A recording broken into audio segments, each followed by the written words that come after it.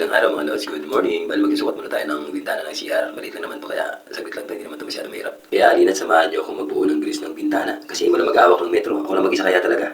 Hindi kayo tumutulong eh, napapansin ko hindi kayo tumutulong eh. Lagi na lang ako. Bali naman. Siya nga pala mga lods, pag nagsusukat nga pala kayo ng mga lalo na't bakal-bakal, kailangan eksakto lang. At saka importante, laging may double check. Huwag niyo kalimutan yung double check kasi pag hindi double check, minsan nagkakamali rin kayo dyan. Halimbawa, nagsukat kayo. Pag sukat nyo, double check nyo ulit. Hanggat maaari nga may listahan kayo para pag sukat, lista, ganun. Para hindi ka nakakalimot, di ba? Pero yung mga professional, hindi na sila nagdo-double check. Pag nasukat nila, okay na yun. Kasi hindi sila nakakalimot eh. Hindi katulad ko, nakakalimot kasi may bomba. Kukutungan kita.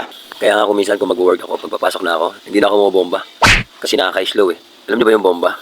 Secret! Huwag nyo nang alamin pa. Kasi pag nalaman nyo, baka mamaya punta-puntaan nyo ako palagi dito sa bahay. Tapos sasabihin nyo, Paul, 50 ako. Wala na 50 ngayon. Okay, bali, umpisa na tayo mag-welding. Welding peaks, sukat peaks. Ganun lang. Paulit-ulit lang yan sa araw-araw. Nako, alam ko na yan. Basang-basa ko na. Kaya wag tayo mauumay or magsasawa kung paulit-ulit lang. Kasi pag naumay ka or nagsawa ka, tanga ka. Pagkain ba yan para magsawa ka? Hindi man pagkain yan eh.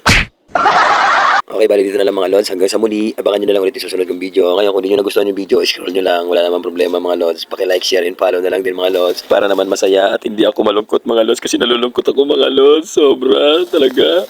Okay, thank you for watching. Kukutungan kita.